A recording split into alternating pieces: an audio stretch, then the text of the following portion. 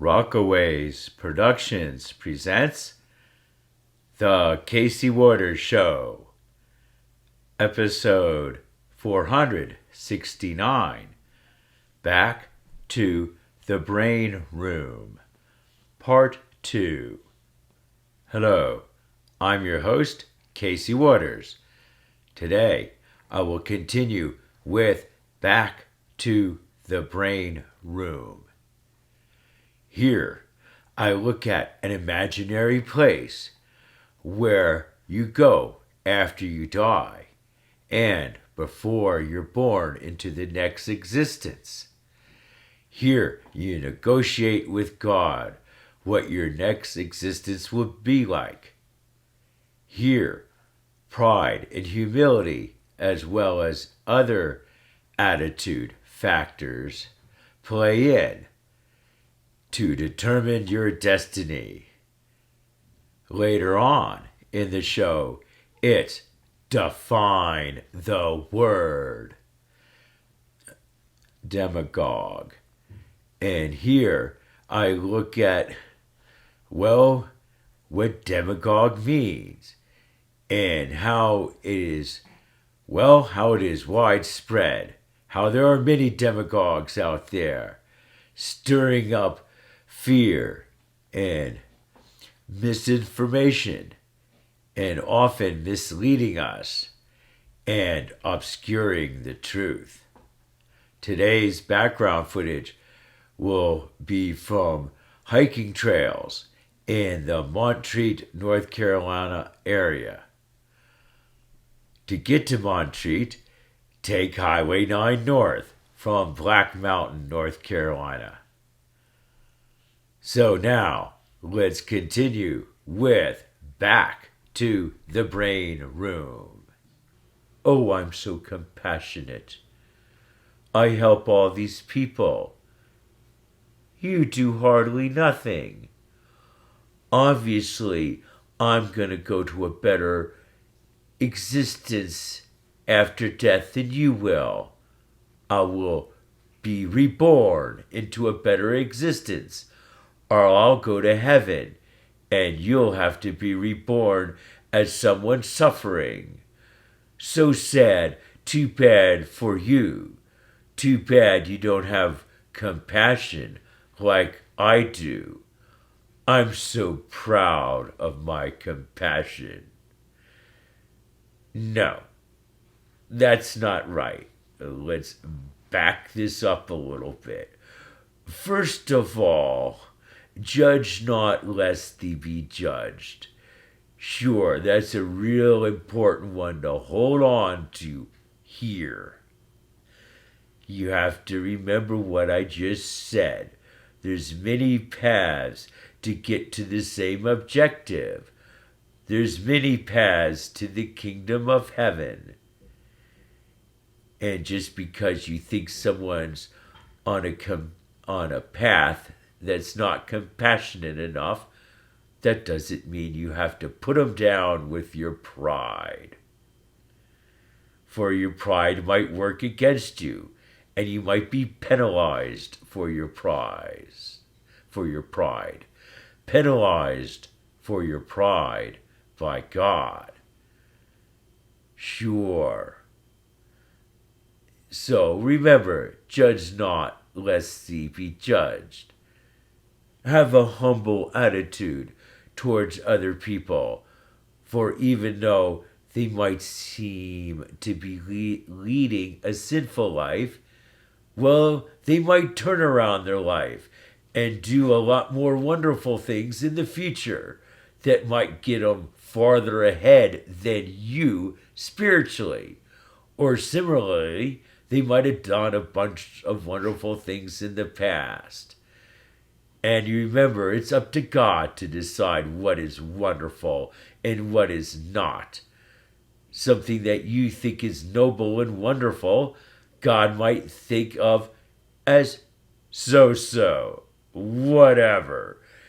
And something that you see as almost meaningless, like some simple act that helps almost no one, God might say, oh, that's a grand act that helps everyone. God works in mysterious ways. So you have to be ready for that. You have to be humble. For God will take a little bit of that and a little bit of this and make it into something wonderful. But only God knows what he or she is doing. And similarly, you could say a higher power or fate or whatever if you don't believe in God. Well, perhaps fate itself guides us somehow. And just through the laws of karma, all this works out. We pay the price for our misdeeds, and we are rewarded for our great deeds of love and compassion, empathy and sharing. However, we might be punished for our pride and arrogance. So even if you're doing something totally wonderful, try not to be too proud about it. Try not to brag about it. Approach it humbly. You're just doing your thing. You don't need a lot of praise for it. You don't need any praise for it. God will give you praise, and that's enough.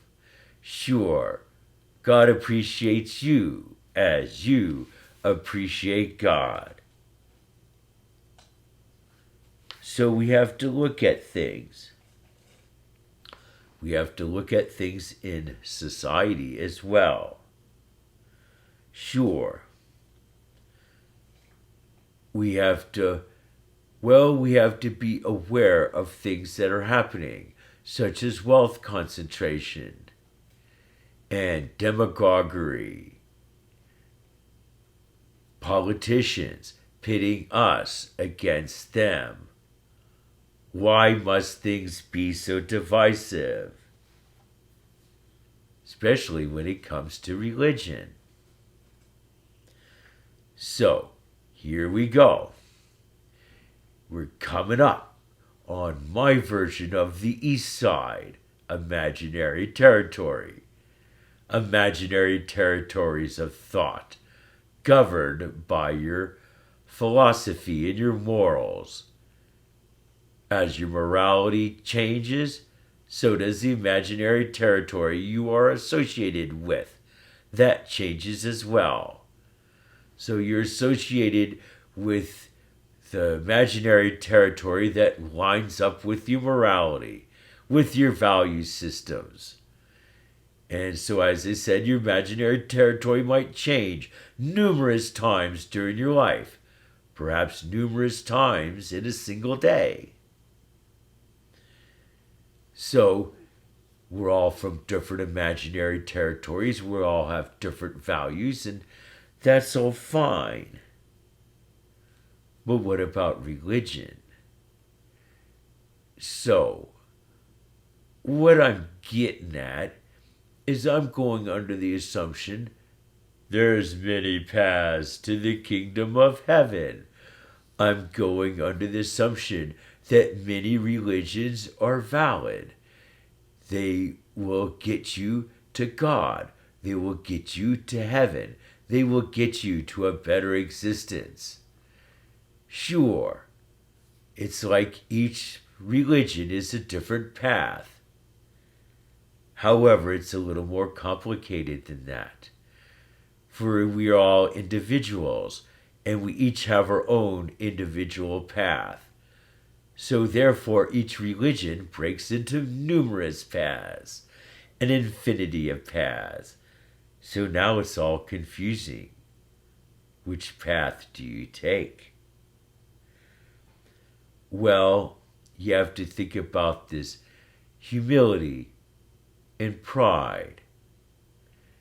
See, the prideful religious leader will assert that their religion is the only one that is valid, or there are one of a few religions that are valid to get to heaven. And all the other religions, you might think you're going to heaven, but you're really going to eternal damnation. So, when you come off with that kind of a prideful, arrogant attitude as a religious leader, well, I dare say, God might not see you that favorably. Boom, mic drop. God probably sees much more favorably the other religious leader. The one you don't hear from much. The one with the little microphone or no microphone at all. The one that's whispering in the crowd. Whispering so as to not stir up too much controversy. Whispering as to not upset too many people, but whispering God's truth. The truth of humility. The truth that many religions, if not all religions, are equally valid. No one religion is superior to another. When some religious figure asserts that they are the only religion that is valid, they are attempting to give their religion an unfair advantage over other religions by asserting they are the only one that is valid. God doesn't like cheating. God doesn't like you, kind of throwing the odds in your favor. You must approach this with humility and approach it with knowing that you are equally valid as everyone else, and your religion is equally valid as all other religions. You have to be humble about this. So in other words, you need to listen to the religious leader who says, my religion is the path to heaven, but so is almost every other religion. They're all equally valid. I just happen to be going this way. This is my approach. You don't have to follow it. There's many other valid religions, many other valid approaches to get to heaven, to get to a better existence. So when you hear a preacher talk that way, that is a preacher or a religious authority to listen to. Don't listen to the one that says, my religion is the only way. Why? Why do you have to do this? Why is this so important? Why is this so critical? Because if you go under the assumption that your religion is the only one that is valid, well, then suddenly your religion starts affecting politics if your religion becomes too dominant. So in other words, if a dominant religion, a religion with many members who all believe that their religion is the only one that is valid, or one of the few that are valid, well, then there's going to be situations created to marginalize people out of other religions, to make them suffer more, to give them fewer benefits in life. And so you and your religion, who are predestined to go to heaven because you believe in a certain faith, well, people of your religion get the special treatment. Well, everybody else in the country who is of different religions, or maybe no religion at all, well, they get to suffer. But even God looks upon people with no religion, people who don't believe in God at all. God might see those people quite favorably sometimes. Sure, especially if they have a humble attitude and live a compassionate life. That goes a long way. So in other words, the atheists might make it to heaven because they're humble. And the prideful, arrogant religious leader might well be led to eternal damnation because they were misleading people into thinking that only one religion was valid. They're all valid, or almost all of them are. Wake up. Get a grip. Sure, we don't need to be setting things up so people of other religions, people of other faiths, are arbitrarily oppressed, or arbitrarily suffer more, or arbitrarily get less benefits from the government or other people because of their religion or faith. Everybody should be treated equally. Sure, everybody should be entitled to the same benefits, the same treatment, the same, well, everything, regardless of their faith. Sure, reason I bring this up is perhaps in the future, it's only 2023 now, but maybe in 2033, things might become a little more divided as far as religion goes. And perhaps people of one religion, well, might suffer less than people of other religions because the government is set up that way. As the United States rolls from a democracy into more of a theocracy. Many Christian nationalists want it to be that way, to have Christianity be the law. And if you're not a Christian, well, you're probably going to suffer in one way or another. That is, here on earth, because you might be entitled to less government benefits, or because you're of a certain religion, you might not get hired into the good job you want. But perhaps the good jobs might only be reserved for good Christians. Sure. And of course, you could, extend this to beyond religion. It obviously goes to things like culture and race. No one culture is superior to other cultures. No one race is superior to other races.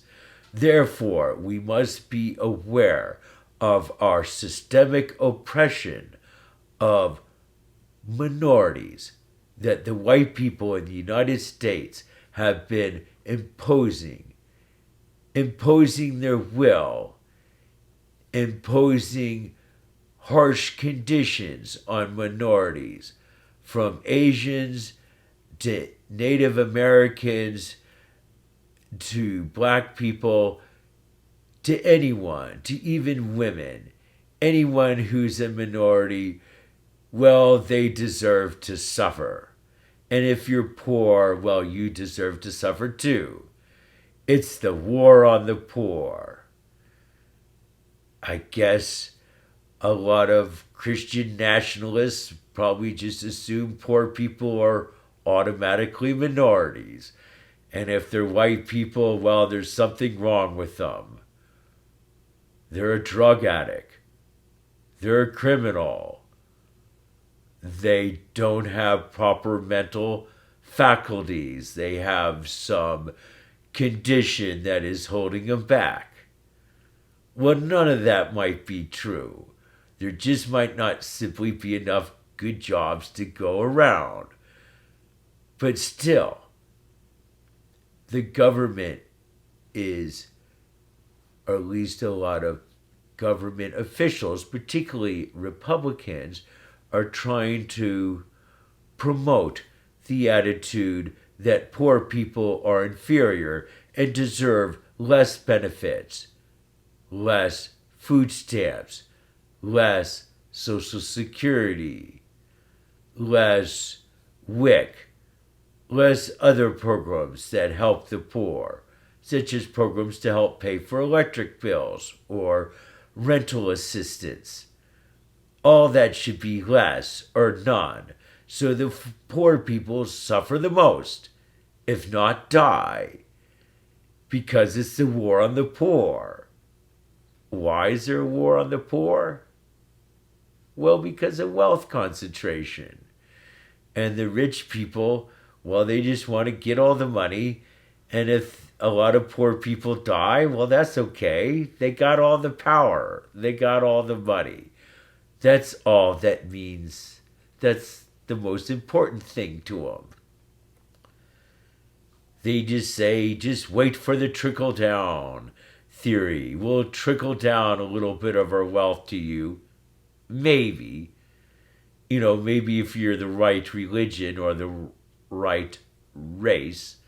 But if you're the wrong religion or the wrong race, you might get limited or no financial assistance from the wealthy. Sure. And the wealthy control the government more and more. So if they don't want to help you, well, the government might not help you either. So what it is we need to have an attitude where we're all entitled. We all should get benefits. Instead of the trickle-down theory, try the trickle-up theory for size. Give everybody money, especially poor people, especially oppressed people, especially minorities, women, Indians, well, Native Americans rather, black people, and so on. Give them money. Sure, give them a leg up. Help them on their way. As they do better, everyone else will do better too. See what it is. The people who promulgate, who promote demagoguery, promote this I'm better than you attitude, they do it so they can suppress people and accelerate wealth concentration. So thus they can keep wages ultra low. And as long as minorities are making a little bit less than white people, well, the white people will be happy with making their lower wages. The last thing they want to do is have a lot of unions, led by minorities perhaps, that increase wages for minorities. But then suddenly the white people get more money too. And then the minorities get a lot more money. And then the white people get a lot more money too. Everybody's getting more money together. Perhaps the minorities and the white people are making the same amount of money instead of white people making a tiny bit more. But they're making more money than they would under the system of wealth concentration. For if there's less wealth concentration, wealth can be redistributed from the rich people to the poor people through taxation and social programs. These will lift the people at the bottom, give them more money, they'll make more money, and then other people will make more money, and this will lift everybody up, and everybody will make more money together. I hope you have enjoyed this section of The Casey Waters Show. Now it is time for Define the Word Demagogue. Here I take a look at education, and I guess particularly in middle and high school. What are students learning? What are they not learning? Sure, I experienced this myself in the distant past, in the 70s, at a Christian private school. Well, was how Italy became a country, was that taught to me in middle school? No, and not even in high school, which was also a private, well, semi-Christian school. Well, Italy became a country because the country revolted against the Vatican. and were tired of their domination and excessive taxes and so forth. And so everyone rose up above. And instead of the Vatican occupying all of Italy, and I guess at one time beyond Italy, well, the Vatican was reduced to a square mile in Rome. So I guess the people didn't like the church that much in Italy, or they wanted to limit the church's power. Well, that wasn't taught in school. I had to learn it much later, in my 50s, I guess, while watching TV. So it's kind of sad how a lot of subjects, in particularly history, how history is so colored and whitewashed and not told the way it is. Okay, we got a cat who wants out, but that's too bad. I don't want to let the cat out, and hopefully it will stop meowing. Anyway, so history, well, is written by the victors. I have to deal with this cat. Well, maybe the cat will chill. Anyway, come on, Squeaks. The cat is nearby. Anyway, so what it is, the history is written by the victors. So the history, in other words, is probably not told accurately from the get-go. And then it probably, well, it could go either way. Perhaps with some digging, a more accurate version of the event might be uncovered, and a more true version of the history may be taught. But often, well, if the teacher sees the victor in a virtuous light, perhaps it will be colored even more, and not just told the way the victor wrote it, but perhaps with even more of a slant in the victor's favor.